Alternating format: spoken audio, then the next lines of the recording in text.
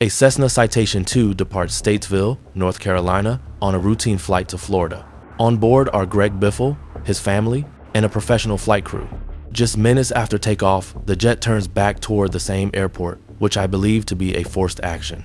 Less than 10 minutes after departure, it crashed short of the runway during that return. So it seems to me that the problem happened right after the takeoff, and that's why the plane had to turn back so quickly. Here's what we know so far. This is William, and welcome to Black Box Analyst.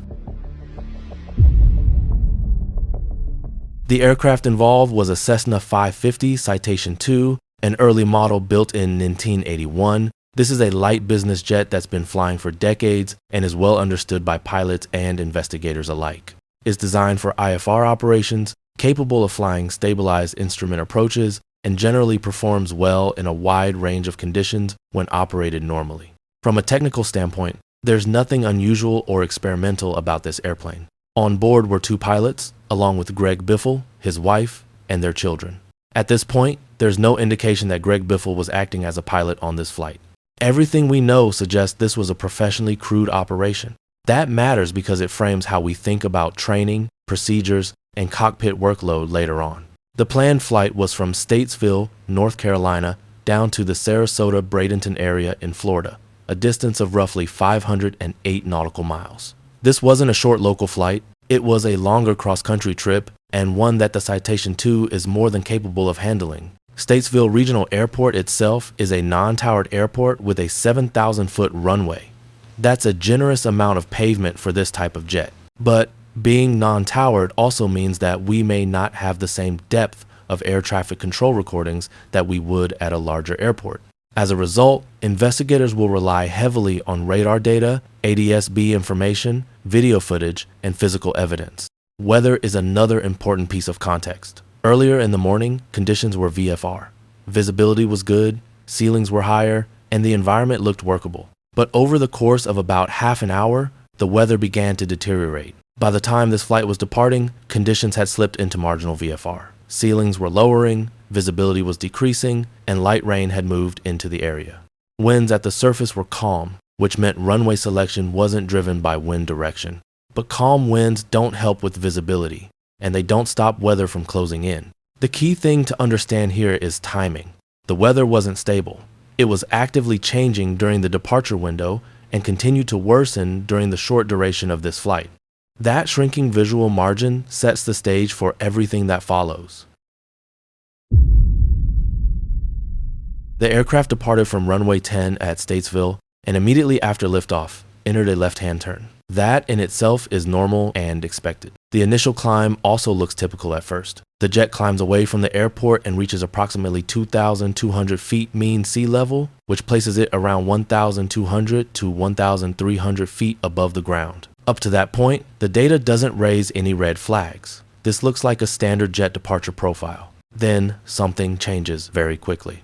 Instead of continuing to climb, the aircraft begins descending, and not gradually. The data shows it dropping down to roughly 600 feet above ground level, which is a significant loss of altitude so soon after takeoff. That's an important moment in the sequence because it marks the point where the flight profile diverges from what we would normally expect. At this stage, the data does not tell us why that descent happened. This could reflect an intentional maneuver, an attempt to remain below weather, or a response to some developing situation on board. The key thing is that the aircraft is now operating at low altitude, close to the ground, and still near the airport. From there, the vertical profile becomes increasingly erratic. Instead of settling into a controlled climb or leveling off, the aircraft enters a pattern of rapid climbs followed by rapid descents. These aren't minor corrections. The recorded climb rates exceed 4,500 feet per minute and, at times, approach 6,600 feet per minute. Shortly afterward, those climbs are followed by descents nearing 5,000 feet per minute.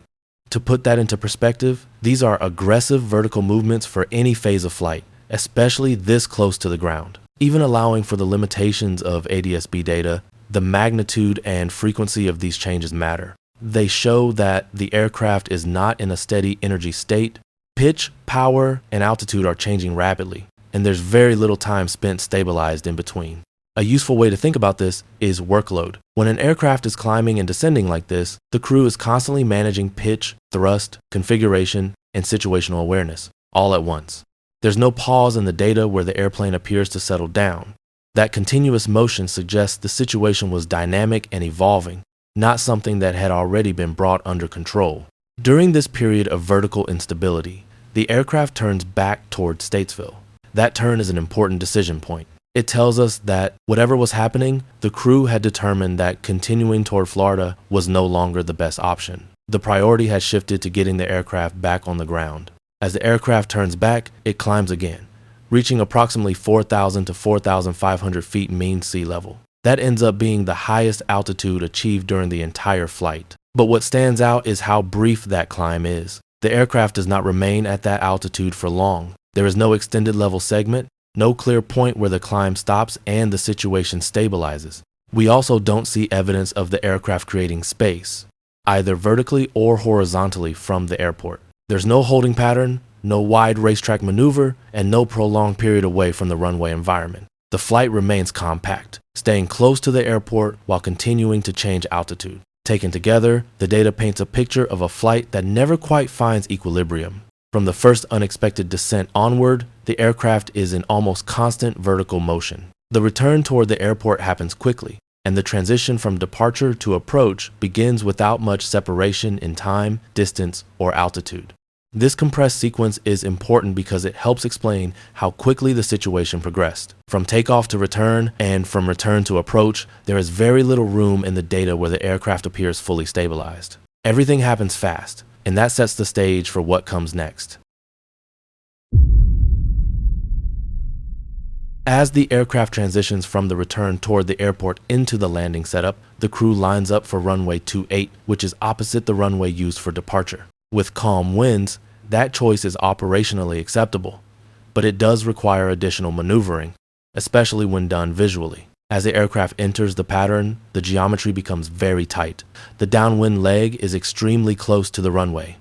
There's very little lateral spacing, which limits how much time and distance the crew has to configure the aircraft and make corrections. Altitude is another concern. On downwind, the aircraft is initially around 850 feet above the ground. From there, it descends further, reaching altitudes between roughly 400 and 500 feet above ground level. At the same time, the recorded ground speeds are in the range of 160 to 170 knots. Ground speed isn't the same as indicated airspeed, but even so, this combination of speed and low altitude significantly reduces margin. When you're low, fast, and close to the runway, there's very little room for error. The aircraft begins a left-hand turn toward final. During that turn, the ground speed starts to come down. The runway comes into view ahead. From a visual standpoint, this may have looked manageable in the moment. The airplane is pointed generally where it needs to go, but the approach never becomes stabilized. Speed, altitude, and descent rate don't settle into a steady state.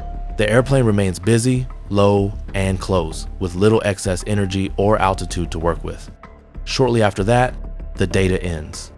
The aircraft impacts terrain short of runway 28, crosses a road, breaches the airport perimeter fence, and comes to rest on the runway. A post-crash fire follows. There are still many unknowns. We don't know what initiated the return. We don't know the condition of the engines or the instruments. We don't know what the crew was experiencing inside the cockpit. We also don't yet know whether the flight was operating under IFR clearance at the time. The NTSB has deployed a GO team, and a preliminary briefing is expected. A final report will likely take a year or more, which is normal for an accident like this. What we do know, right now, is that this was a devastating loss of life involving an entire family and the flight crew.